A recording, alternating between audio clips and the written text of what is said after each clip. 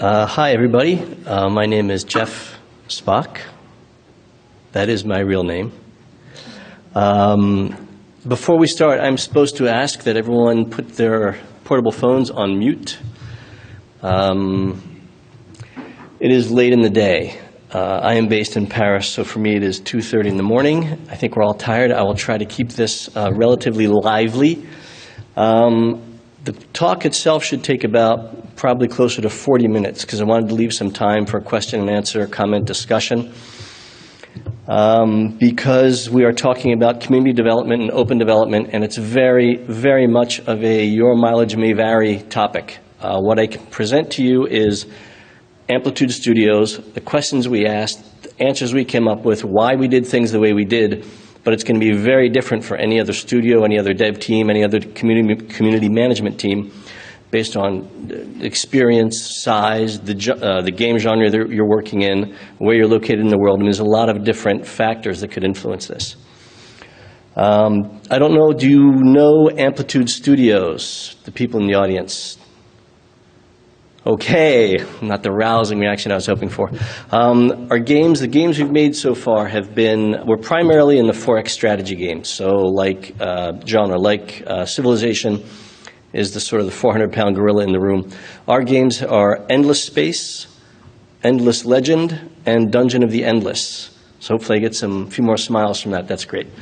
The studio has existed for about 4 years, and as of 3.5 years ago, before Endless Space came out, we started bringing the community into the dev process with malice aforethought. It was something we wanted to do. We worked with community on previous games, primarily at Ubisoft. A good example of that is the Heroes of Might and Magic, which has a long and fairly rabid fan following, a lot of fan sites, a lot of great people out there, a lot of great passion, and it was evident to us from the beginning that there has to be a way to use all this energy and intelligence in the community to help us make the best possible game we can, because that's obviously what we all want to do. With that in mind,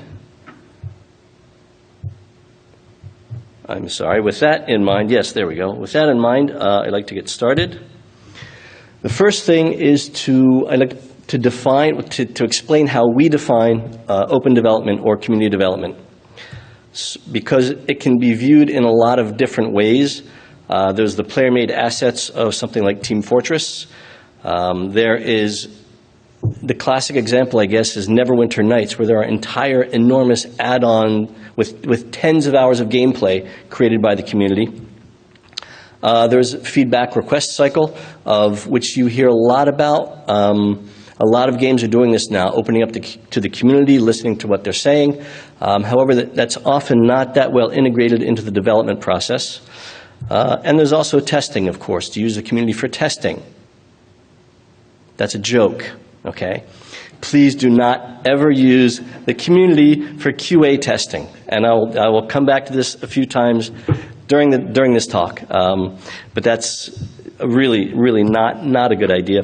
This is our definition. And when we talk about community development, it's really having the community and the dev team exchange design and gameplay ideas. There's a direct feedback loop from the community right into the dev team. Because we're a small studio and we don't have a big publisher behind us and we don't have the lawsuit risks that a larger group might have, this is one of the your mileage may vary parts, we can have the programmers, designers, producers directly online in the forums working with the community, answering questions of the community. So that's very much the idea of how we view open development. And as open development is community development, I think the next thing I'd like to explain a little bit or talk a little bit about is community, how we view community, how we developed our community, starting with who they are. And again, this is going to be different for every game because of the questions of genre, questions of demographics. A community, if you are launching a new game, if you're launching a new studio, you have to go find your community. Who are they? They're going to be people, of course, playing similar games with other companies. Maybe on publisher websites, you'll find a lot of activity on the board. Some of the people on those boards will be, you don't want to measure it by passion, but you also want to measure it by the quality of the intervention, how often somebody's in there. There's a lot of interesting people out there probably interested in the genre that you're working in. The thing is to go out there and to find them. Maybe they're running fan sites. If you have the good fortune to be an existing company who is doing another game, version 2 or version 3, a follow-on DLC, you know who your community is already. You know where to find them, but that's not always the case. The question then is how to recruit them. This is what we ran into because we were a new studio.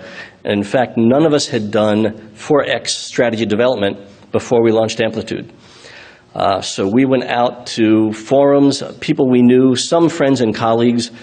A lot of them were simply people who had posted on forums, who'd followed what they said. They were smart, they had good comments, they had constructive comments. And basically what we did is we went out and did a one-to-one marketing campaign saying, we're launching a new studio, it's in the genre you love, please come help us make the best possible game we can.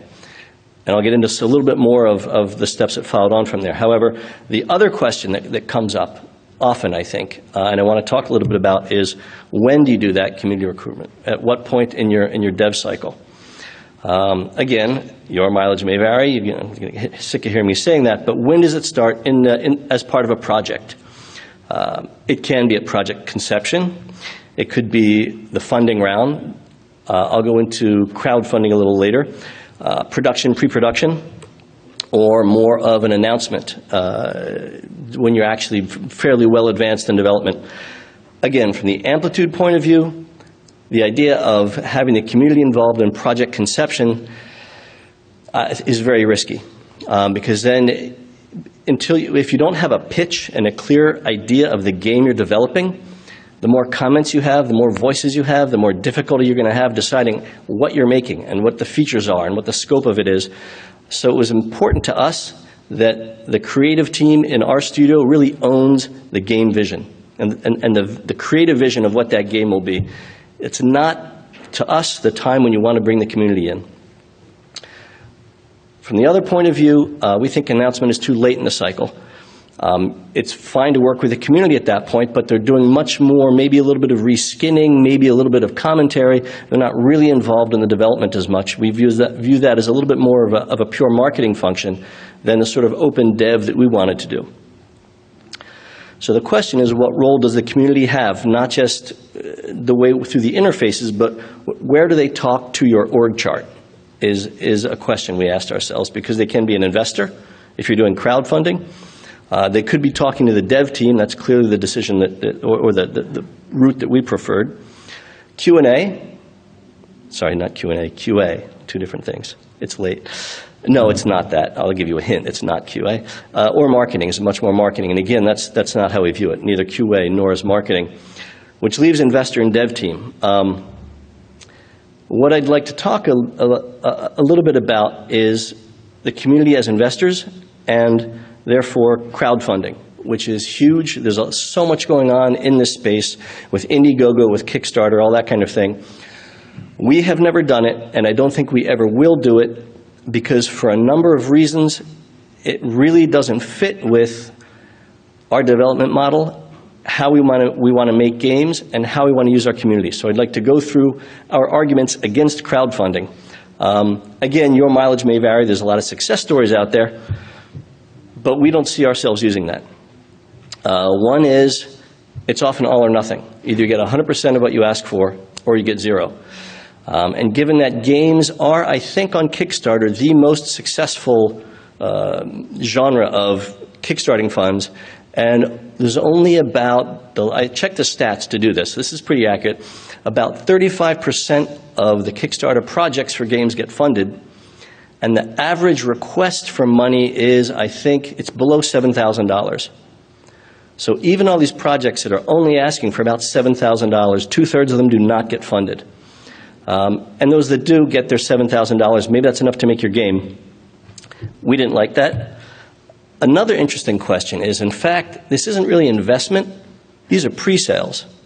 These people already bought a copy of your game back when you did the crowdfunding. So that's a sale that's gone. So depending on the success you have of your Kickstarter, it's a really good question in the business plan. What % of your sales are already gone versus how many you're going to get after you launch the game? You're going to need to know your business plan, need to know your demographics. I hope you have a business plan if you're starting a game. It's great to make art for art's sake. Well, we don't do it for two main reasons, which are rent and food. But, again, your mileage may vary. We don't have a rock star on our team, okay? If, a Tim Schafer or Chris Avallone goes out there and says, I'm doing another Kickstarter, people throw the bank vault open, grab the pitchfork, start throwing money at it, that's great. If Jeff Spock does a Kickstarter, the internet will yawn. Nothing will happen. And if you don't have a rock star on the team, it's very, very hard to get any kind of visibility and to get money on that. Pre-alpha, what you generally sell on an Indiegogo or a Kickstarter or a crowdfunding site is your vision of the game. And anybody who has developed a game has seen that from your first idea to what you actually ship 6, 12, 24 months later, it goes through a lot of changes. Design changes, content changes, artistic changes, and yet there's this expectation set that this vision you sold at the beginning is what you will deliver at the end. And if it's not the same, not that that's bad, not that that's good, but there's going to be an expectation that has to be managed there.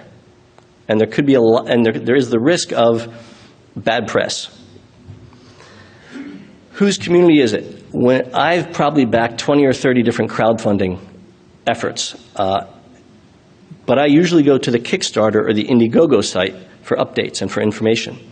So you need to think about pulling those people off of that site and to your site so that they're your community, not the crowdfunding community. Something we didn't want to have to deal with. And finally, as we all know, the internet is one enormous engine for generating heated opinions. And you're going to have a lot of these opinions involved in the pitch of your game, and they're going to come from people who are going to be thinking, I paid for the game, right? Here's my great idea that you should include in your game because I paid for it. And I think also we come back to the question of project involving the community at the project conception phase, plus the community expectations that because they funded it, they get a say in how it's done. Your mileage may vary, but for a lot of reasons, we don't see crowdfunding as an interesting way to go ahead and use the community in the game development cycle. Then again, there's a lot of success stories. We use the community really as developers, as part of the dev team. That's our vision of open dev.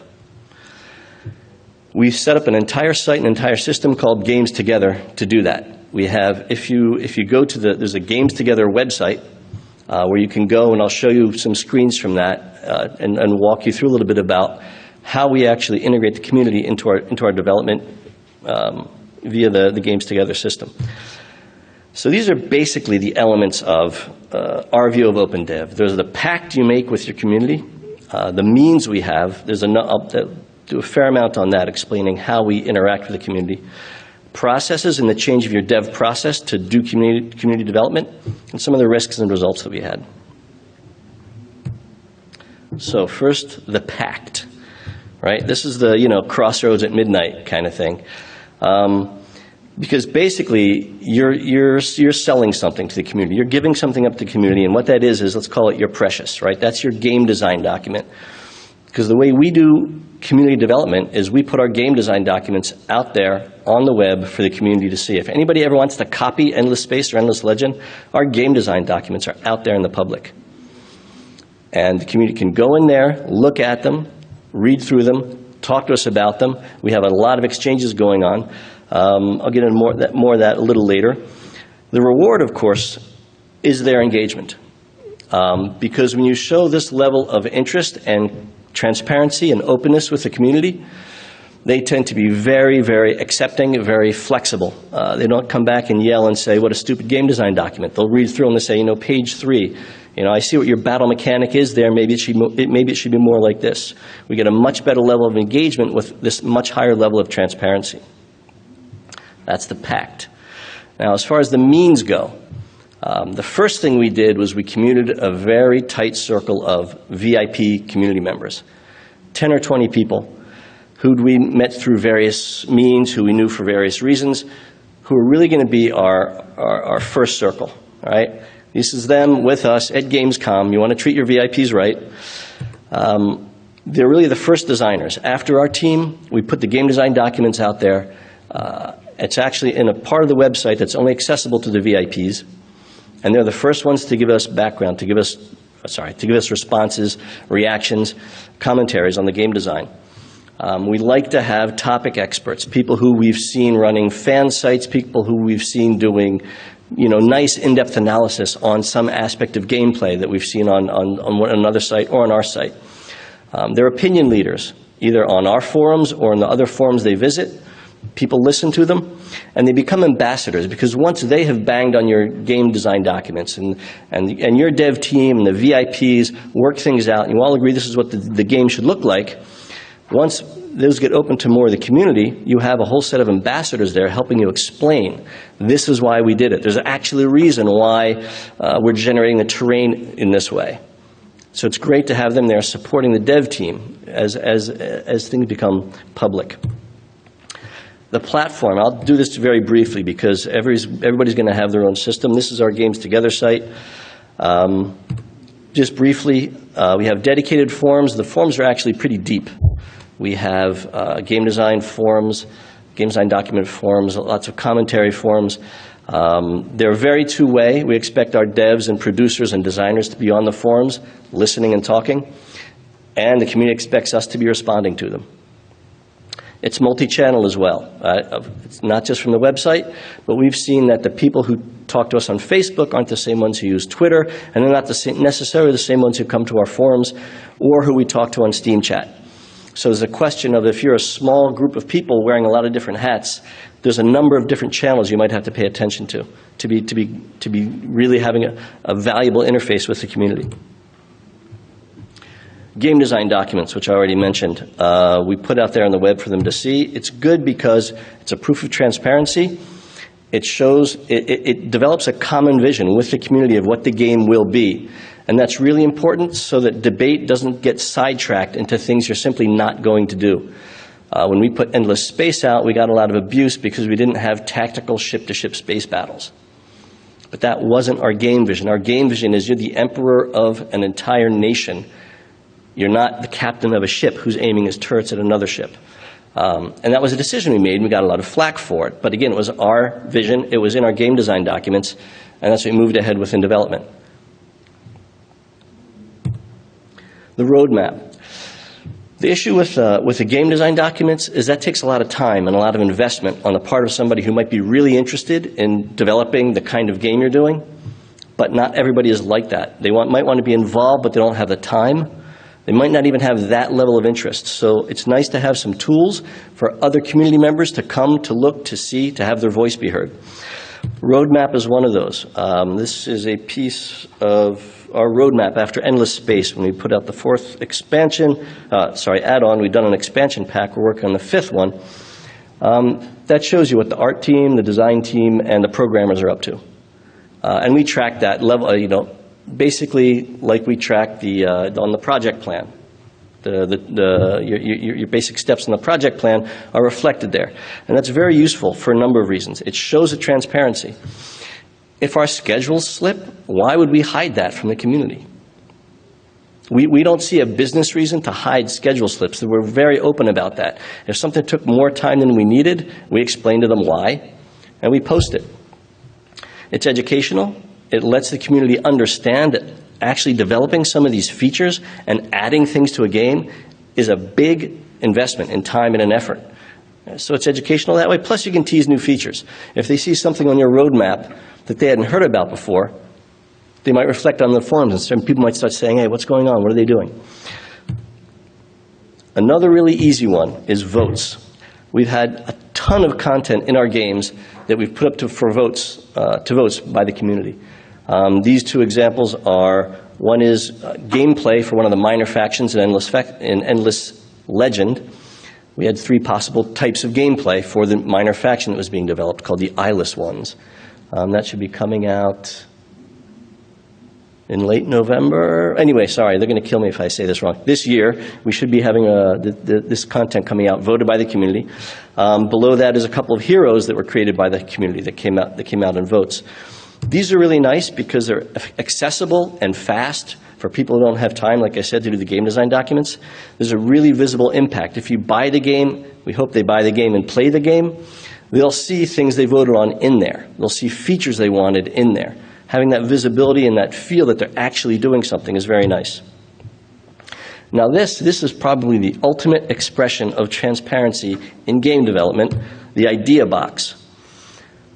We put, and this takes time, we go through all the threads. We have community people and devs going through all the threads, collecting all the ideas, putting them together in our idea box. And every idea that the community requests, as you can see, well, maybe you can't see, there's a color code there. Green light means, yeah, that's a great idea, we want to do it for the release. Yellow means, probably won't make the release, we'll do it for one of the add-ons. Red means, nice idea, it's going to take a lot of development, we're going to push it off to the future, we're not sure if we're going to do it. Black means, sorry, it's not going to be in the game, it's not in our vision of the game. And the great thing about this is you don't have to worry about what your dev priorities are. The community will tell you.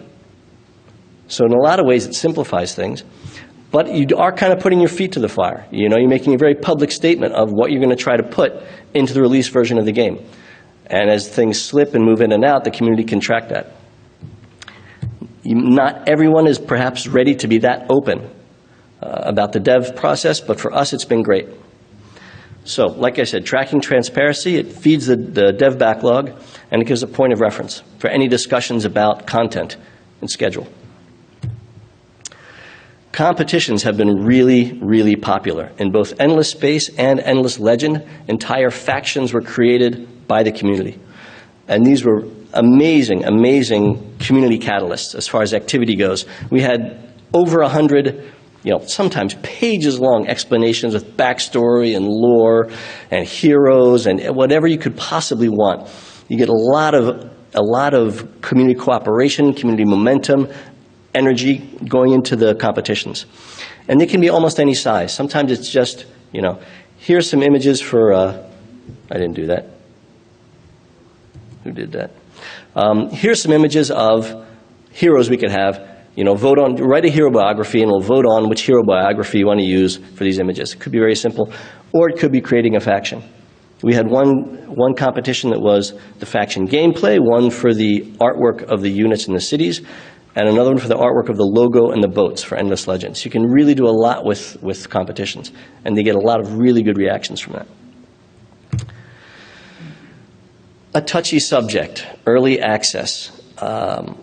For us, one of the most important parts of open development, and one of the parts that we think has been handled the worst by an awful lot, if you use Steam as an example, there have been so many cases of unready, buggy, unfinished games going up onto Steam in early access that has given it a really, really bad name. And that's unfortunate, because we think it's fantastic for a number of reasons. To a certain extent, it's the foundation, because you might work with your VIPs upstream, but when we put an alpha version out for early access, and that's when you open the doors to the entire internet, to the entire community, to 40 million Steam users to say, come buy our game and play it. And then you start getting, no matter how good your dev team is and your QA guys are, all of a sudden you're going to get thousands times more hours being played of your game. And for a 4X game, 4X procedurally generated game, which is what we do, that's when you can really attack questions of balance, gameplay, the equilibrium of the different factions and that sort of thing. So it's really, really useful for us. It boosts the community enormously, and that's something you have to be prepared for. If you put something out on early access, all of a sudden from having sort of dozens of people on the forums, you're going to go to thousands. And your community and community managers have to be ready to handle this tidal wave of interested people that are going to be coming in. We do not recommend using early access to fund the rest of your project. You have to be able, first of all, basic development sense, you want to know how to budget a project all the way to the end. Things change, but we've done 3 early accesses on Steam now. And even for the 4th, I don't think we'll be able to predict what our income is going to be. because there's so many different variables. Early access goes great, then early access doesn't go well, whether or not there's a competitor shipping something the same weekend. It's really hard to estimate what your revenue is going to be in an early access. So I really wouldn't recommend having that as a financial block of your game development cycle. Quality is critical. Quality is really critical because it generates previews. And if you put a game out there that's full of bugs, that's what the previews are going to say. Gee, they had some nice ideas, but I couldn't play it. That's not the buzz you want to have being generated when you put your baby out there for the whole world to see. So quality is really, really critical for the early access. So the last bit of the means, the whole idea of gamification, yes, which is a greatly overused buzzword, but the point of this is our vision of Open Dev is kind of the game of making a game. It's got to be fun for the community. They have to come. The community has to want to come and do it. All right, I know why Open Dev is interesting for me, because I get all these smart people looking at my game, giving me good ideas. It has to be interesting for them as well, right? There has to be some element of fun. They have to have a reason to want to come and do that and spend the time. Excuse me.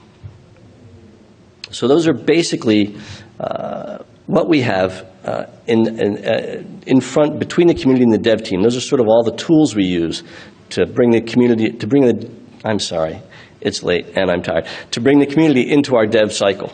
I'd like to go on a little bit about the impact on our dev team of doing community development. This is the classic Scrum burn down chart I'm sure some of you may be familiar with. This is one, if like you take only 3 or 4 lines of notes, one of them is creative vision stays with the team. We believe that very strongly. Prioritization there's a very strong community impact on development prioritization because they will yell for things they want, and if you start shipping features or setting up project plans that show uninteresting features before the ones they've asked for, the community will really react to that. So you have to think about prioritization. This is another one of those things you should write down. If you are legitimately going to be going out there and asking the community for ideas to put into your game, you have to have gaps in the development schedule to build those features. That's a basic element in the transparency. If you don't have the schedule gaps, you can't do what the community is asking for. There's something wrong there. Similar to that is hours of the dev team, the designers, the producers, the programmers, to actually be on the forums talking with the community. That's a very rare thing, I think, to have that expectation for your development team. But if you want to do it openly like this, you really need to think about a couple hours a week for a programmer to actually be working with the community. So these are some of the risks we saw when we were first setting the system up in 2012, basically, early 2012. Obviously, what one is always concerned about on the internet is negativity on the forums. Everyone has experienced that at some point in their life, I'm sure. Unreasonable ideas. People come back, they don't read the game design document. They say, oh, you're doing a 4X game, it should have this. And then we say, well, you're not going to get that. And then you know what happens next. Poor feedback, getting imprecise feedback, unclear feedback from the community, so you start wasting a lot of dev cycles trying to iterate and understand what they're actually asking for. Unrewarding, if the process in general is not rewarding for the community, if they come to get into your dev process and at the end of the day that their action is sort of meh, we were concerned about that. And to a certain extent, the loss of control. If the community starts spinning off all these great ideas of what your game should be and developing their vision there, to bring them back and say, no, this is what we're doing. So a lot of the things that we showed in the means part of the presentation were what we were trying to do to sort of short circuit some of the risks we saw there. In the end, there's a few things that went really, really well. That we were really happy with. One is the VIPs. The VIPs have been amazing. I cannot say enough nice things about the VIPs. They drink free if I'm in the room for the rest of their life, as far as I'm concerned. We have a really good mix of people. We actually have a rocket scientist. We have a guy who works at NASA as one of our VIPs. We have a particle physicist at CERN who's one of our VIPs. Those are sort of the extreme cases. But they're people who are engaged, who are interested, who are positive on the forums, who act as our ambassadors. They've really been great for us. And I think as a result of that, the atmosphere in the forums has been very positive and very constructive. Again, because we're in the 4X strategy game space, we tend to be targeting a fairly mature audience. So it's not going to be the case for everybody. There's going to be a lot of audiences out there for whom a game design document is just too much.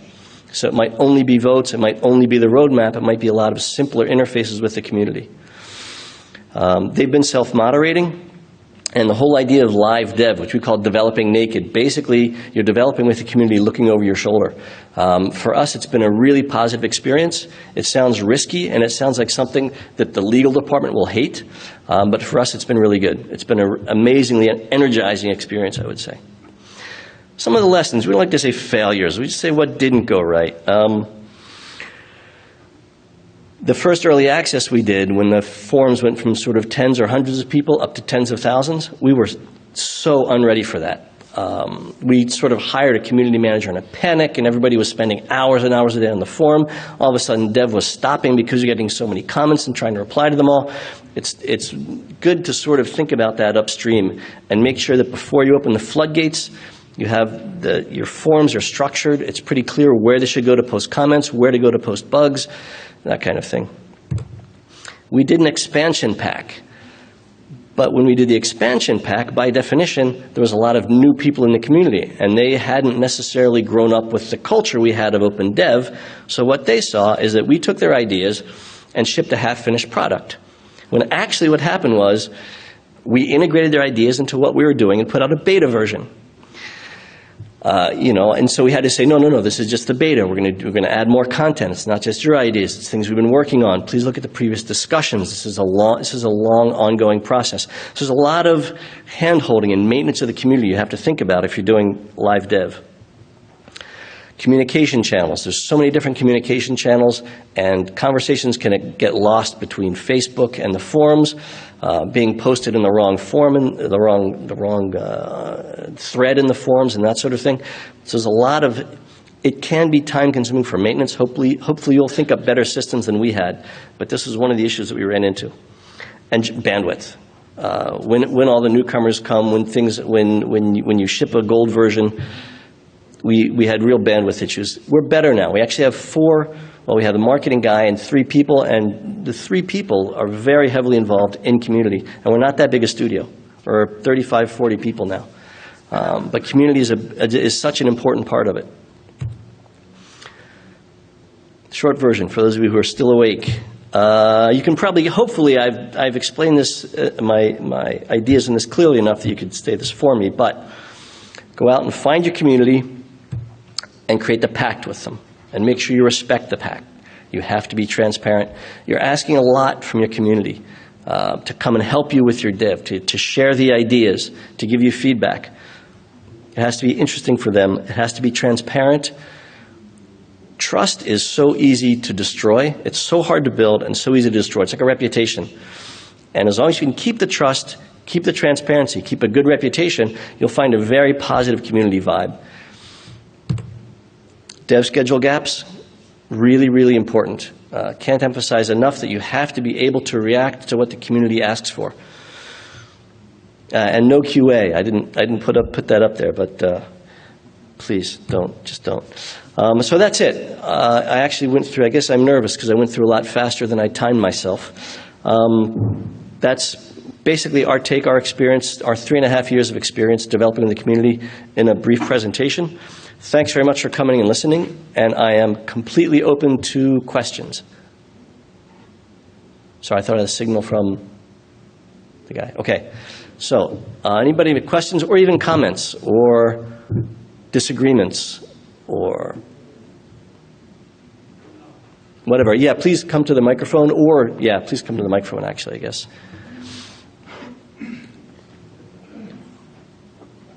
The race to the mic.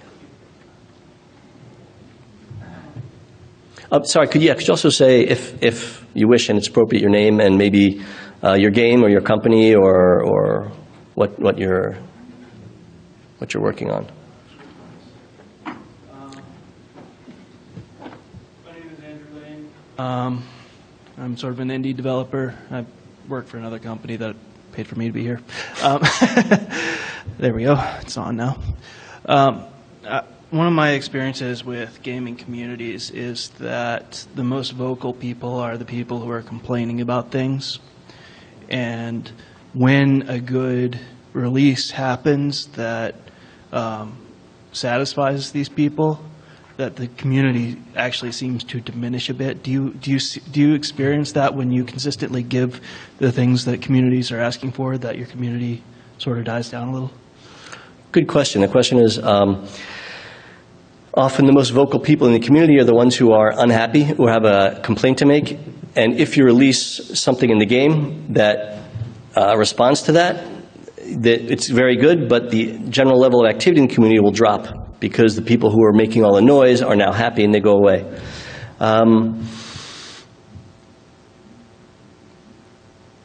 It's true, but on the, we have seen that happen because we've now, been doing this for a number of years now. The community is fairly stable. We do have to occasionally recruit new members, other members leave. There are peaks of activity like that, but peaks of activity where people are unhappy and making noise, we're just as happy when they go away, even if it means a lower general level of participation. Because we kind of view this as a very, very long-term project, we'd rather have a content community discussing features and options and things that we're interested in than these spikes of problems. On the other hand, you can get a very, very positive reaction when somebody comes to you very angry with a problem and you solve it for them. You do actually create a very positive buzz for that, but you will see a lowering of the activity on the site. That's, it's the price you have to pay, I think. My name is Paul Graham. I'm part of a small indie company called Beyond Red Wave Arts. There's only 3 of us. That's how we all start. Yeah, 0 games made so far. But I was wondering, what about creativity and storytelling? Do you let the community fully just take over it, or do you block off some information to surprise them? Okay, yeah, very good question. What about creativity and storytelling, and how much information you give the community? It's sort of a spoilers question. Okay, once again, this is a great example of the your mileage may vary questions because we do procedurally generated 4X stuff. So we don't actually have a classic narrative thread that goes through the game that you would give away if you have the community in there working on the game with you. I think if you are doing sort of an open world game with a strong narrative thread, you can do a lot of community work testing things like how's the questing, how's the side test, how the side quests, how's the gameplay loop. I think there's a lot of things you can test, maybe without giving that story away. If the narrative thread is so strong that once you've played through the narrative thread, you're not interested in the game anymore, that's a very good question. It's one we haven't had to deal with. But I think what you'd probably want to do is hide the major narrative elements, or at least the major narrative twists. And that can be a game with the community, because you'll see a lot of forum chat going on about, what they're going to do, maybe this is going to happen, maybe this is going to happen. They're very active and they're very imaginative. And that can almost be a community booster. But it isn't a problem that we have had to face because we're procedurally generated. Thank you. On the other hand, in Endless Legend, each faction does have a main quest line that would take about 2/3 of the game. And it's true that once they've played through that main quest line, the next time they play the game as that faction, it's the same quest line. So it's something we want to work on as well for the future. Well, maybe we'll all figure out the answer together, but we're not there yet. Thanks. Thank you. Hi, my name is Natalia. I'm with CCP Games, community coordinator for EVE Online. You might have heard we have a council of members. Yes, community. a famous council, yes. Yeah. So it's my project now, and I'm wondering, how did you pick your first VIPs, and how do you do it right now? And do they have any actual power over the development process, like our guys are stakeholders on the teams, for example? Okay, that's a very interesting question. The representative from CCP has the floor, asking about our VIPs, how we chose them, and how much power they have over the development process. The VIP choice for the very first game for Endless Space was it was either people that we knew from previous games we'd worked on, or people that we met on forums as we actually said, okay, we're going to make a 4X space game. Let's go find some people who know a lot about 4X space games. So we actually went out looking for them. Very important that we found sort of mature, intelligent people, not necessarily by activity level, but by quality of conversation level. And one by one, they didn't all say yes, but one by one we went to them and said, look, we want to build a game in this genre you love. Would you like to come and work with us? We've had really good retention so far. But again, we're talking about sort of 15, 20 people. We still have, I suppose the turnover is maybe 10, 15% a year, something on that order. And it hasn't really been a big problem. But, we have to think constantly about recruiting. For Dungeon of the Endless, which is a very different type of gameplay, some of our VIPs came in, took a look at it, said, hey, it looks great, but it's not for me. So, we had to go find some others who are more interested in this roguelike, dungeon crawler, tower defense, turn-based thing that hybrid we created.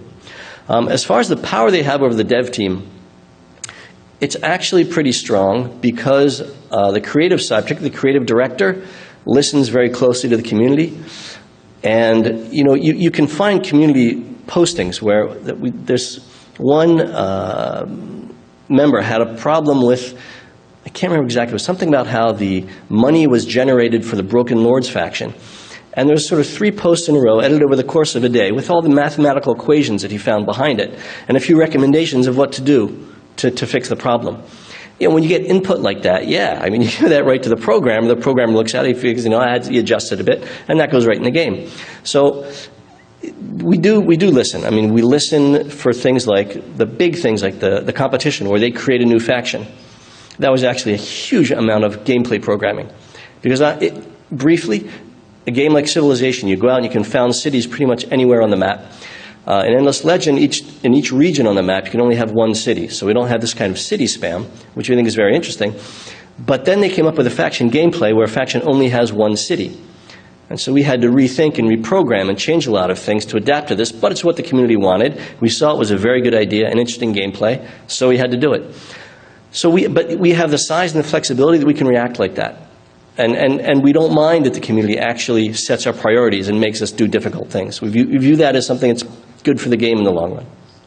And one more question. Did you have any legal issues with like sharing your design documents and just like having people looking over your shoulder while you develop?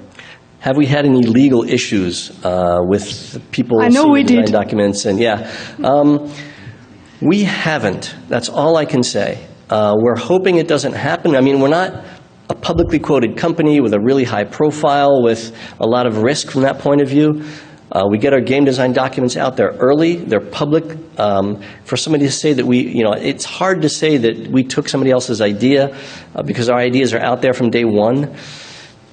It's not a step we've had to take. It's not a problem we've had so far. For the VIPs, we do have NDAs, and we ask that before we release these documents, generally on the forum, that they keep it to themselves. If they don't, we're not going to sue them. I think someday we will have to face up to the ramifications of that, but thankfully that day has not yet come. Thank you. Hello, Dylan with Orange County VR, and I was just curious, you talked about bringing these VIPs in. Have you ever brought the community in as an internal dev team member? And if so, what was that process like? Have we ever brought the community in as an internal dev team member? That's a good question. The example that comes to mind is our battle system for Endless Legend. When I think it was completely rewritten and reprogrammed, redesigned maybe 3 times. And the community still wasn't happy with it, and we weren't happy with it. And so one of the community members, we finally invited him to our office in Paris, and he spent a day there playing the game, talking with the designers, talking with the programmers, because he had some other ideas of things we might do. And ultimately, we ended up taking a lot of the design ideas he had, adding our ideas to them, and coming up with what is now the final battle system for the game. So as a one-off sort of thing, if we have a particular problem and a community member shows some particular insight and interest, we can do that. But as sort of a long-term thing where they're actually sitting in our offices and working on issues, I couldn't see that working out for legal issues, for insurance issues. I think there's a lot of reasons why it would be hard to have that close an integration with the team. But as a one-off thing for a particular problem fix, in that case, it worked really well. Okay, thank you. My name is Michel Haddad. I'm also from Orange County VR. For the VIPs that you mentioned, were they mainly artists or programmers, and how much time did they put into the development process? as far as the VIPs, were they more artists or programmers, and how much time did they put in? The VIPs were more, if we go through sort of what they do in life, there's a few students. It's people who have time. There's a few students. We've got a couple of software engineers. Like I mentioned, we have the guy working at the JPL labs for NASA, graduate student at CERN. It's a lot of different types of people. Typically not artists. I think we have. I don't know if you've seen our games. I think you will understand why I'm very proud of our art team. So we don't usually bring in art. We let the community vote on art and say, well, I prefer this style for this faction. And so we'll do some more, sketches of this style, and we let them choose the one they like the most, and then we'll go all out on that. But we don't usually take art ideas from the community. The community doesn't really code for us. They'll do design things, conceptual fixes, gameplay ideas, gameplay mechanics that could be improved, but they don't really do coding, they don't really do art. They don't, we don't involve them in that kind of level. It's much more the game loop, the gameplay, the game design, the game mechanics, that kind of thing. Awesome. Thank you.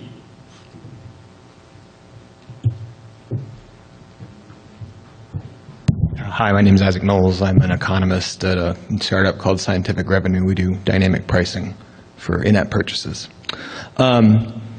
I'm also an academic economist, and the things I'm wondering about, especially in political science, there's questions of, how you elicit interest and how you elicit information from parties. So, for example, in a democracy, if the spread, on a decision is 50 votes, and someone with a minority opinion is just trying to decide whether or not to vote, they'll just be like, you know what, I'm not going to vote, because why bother? So what I'm wondering is how you got over that hurdle and tried to get people, or if you felt like you had to, and get minority opinions, get people to express opinions that might have been unpopular. I was not ready for that one. Okay, the question is, from a political scientist, how we handle the question of minority voices not being heard in votes. Or just in general, how do you get people who might have a minority opinion, right. They see that it's a minority opinion, right. And now they just don't bother expressing support for it anymore. So something that might have, it's like Nixon's silent majority kind of thing, you have this, you might actually have 40% of people think, hey, that's a really good idea. But because every single one of them is seeing that only 40% support it, right. Fewer and fewer people actually bother expressing and just go home. Right. Yeah. So it's both a question of voting involvement in general, getting the community out to vote, to be interested, but also if they see that they're in a minority opinion, do they tend to become disenchanted and less involved? It's interesting because when we put up the votes, we've done, I think, almost maybe it's 60 votes, because basically every 2 weeks we put a vote up. We come up with something that needs a vote. And you go, but you can't see until after you voted what the current status of those three options are that you're voting on. So you don't know who the leader is. So that is basically the only thing we could think pragmatically to put on the website. So if you go there, you see an idea you like, you'll vote for it. Now, of course, you can go to the forums first, where people who have already voted start to discuss what the actual outcome is. And then that could influence an opinion. They'll say, well, then I'm not going to vote because I'm, what I like is only at 80% of where the others are, so I don't have a chance. Frankly, if somebody is interested enough to come to the site, to look at the vote, to go check the forms, to go back and then not vote at the end of the day, to a certain extent, it's still a win for us if they're that interested. Though, of course, we'd like to keep them voting. And it's true. We've had people who have said, for instance, they've been in our competitions and put up their creative ideas 3, 4, 5, 6 times, and their creative ideas are not chosen to be in the final vote of the community for which one we're putting in the game. They do get disenchanted. They might drift off after a while, and we haven't figured out the magic way to keep them in and to keep them interested, other than with all the different tools we have on hand. So basically, our only mechanism for that is being constantly on the forums, making sure that the design team is there, the community managers are there, that if there's a voice, they do get heard. If they get told no, they get told why they're told no. But academically speaking, it's a very interesting question. I don't know. Thanks.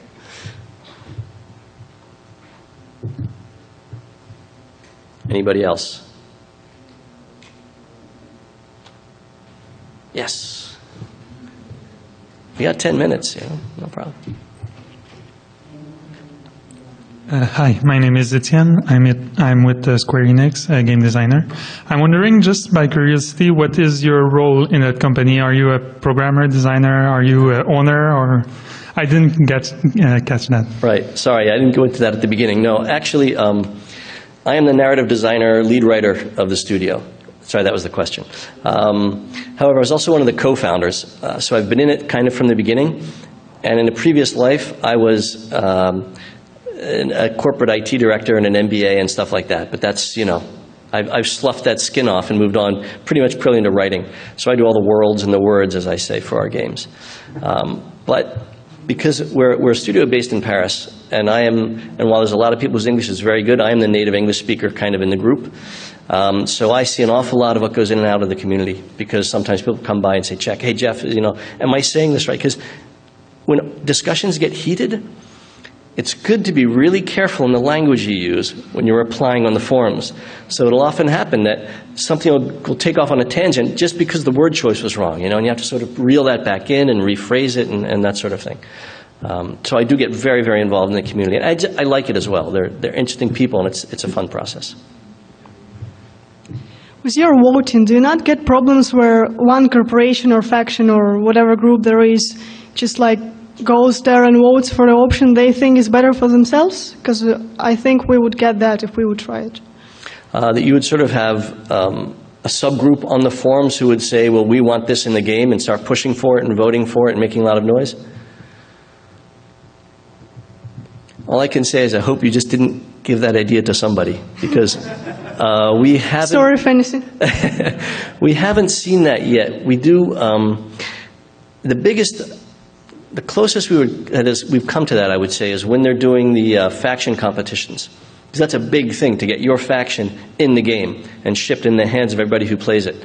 So what will happen is there'll be a first round of voting or polls, and so a lot of them will drop out. And the people who are left at the end start, it's like a little political campaign they put together to try to get people voting for their faction, supporting their faction. But so far it's been mostly positive energy from that point of view. It hasn't really been people saying, this is lousy, let's go do something different, or really putting pressure on us to do things that we don't want to. Now, I can't say if that's because of the system we've set up and the transparency we have and the game design documents, so we can say, no, I'm sorry, this discussion is simply not part of our forums. It doesn't make sense. Or if it's just because we have a good community and so they haven't pressured us that way. But so far, we haven't had that.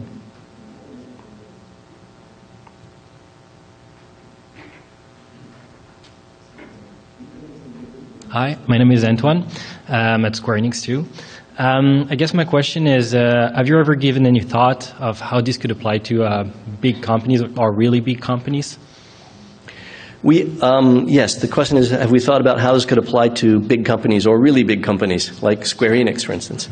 A lot of us worked previously at Ubisoft, and at Ubisoft, for very good reasons.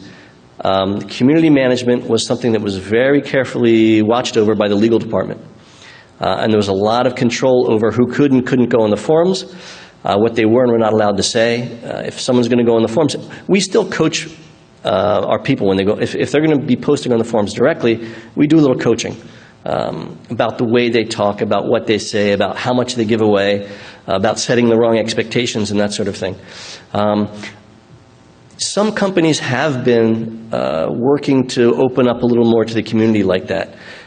And I think it's really a question of how far you can let that light shine into your development process, because there'll be a point at which, certainly for reasons of, they want to control the IP, they want to control, if you're publicly quoted and there's an expectation of the stockholders that a game will ship in a certain quarter, and you're not going to make the date, that news has to come in a very certain way from very special people, not just as a comment by a programmer on the forums. So I think when you get to a certain size, you really have to, it does change the game a bit. But I think there's a lot of the tools you can use to still sort of energize and develop the excitement in the community But it might be hard to have them looking as closely at the processes as we let them do. Hi, I'm Michael Gills. I'm a senior community manager at Microsoft. And how do you deal with, when you're doing community councils or VIP groups, you're going to have players from all around the world, different languages, different cultures, even within the different player groups, there's, collectors and completists and all of the rest. How is your smaller company, how do you handle integrating all of those different languages and cultures and gameplay styles together? Yeah, the question is how do we handle the integration of all the different cultures and languages and that sort of thing that are in our community when we're trying to put together a VIP council or the community discussion. Primarily, our sales are primarily North America and Europe, a lot in Eastern Europe because it's very big for strategy games. So there is a Tower of Babel of languages, absolutely. And it's a French studio, in spite of which our working language is pretty much English, at least for documents. Meetings tend to be in French, of course. So we're sort of standardizing on English as the language of communication. The sad thing is that automatically it does block out both clarity. Well, there's people who simply won't be prepared, will be uncomfortable of working in English with us, so we don't hear from them or we hear less from them. And there's problems with the clarity of communication, of course, as well, if you're not speaking with your mother tongue. I think the fact that we are very iterative and very open about the communication is we do a lot of question and answer. And did you really mean this or did you mean that? And that's when people might come and talk to me and say, Jeff, here's what he said. Did he mean this? Because I responded that. So it's something that we have to be conscious of. But quite frankly, I don't think we're big enough to worry about that the way we would like to. I mean, I think it would be fantastic if we had a German language VIP group, because a lot of our VIPs are German speaking. That's another great market for strategy games. And I think we could have a lot of interesting things happening if we had if we had a Germanic community or a Russian speaking community, another big area. We don't. We don't have the size. So we're forced to keep things in English and to keep things on our forums. So it's limiting, but for a small company, I don't see how else we might do it. In fact, I'd be very interested if Microsoft would have ideas of things we could do to improve this. Because even just getting them together, the once a year Gamescom is pretty much when we see our VIPs, and we try to explain things to them and meet with them. More often would be interesting. In different locations would be interesting. But those are all things, those are future steps that we just haven't taken yet.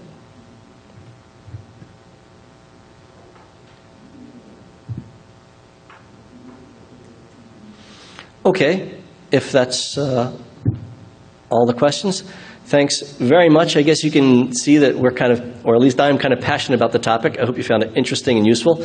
Don't hesitate to follow up if you have questions or comments or anything like that. I'd like very much to hear from you. Enjoy the rest of the show. Thanks very much.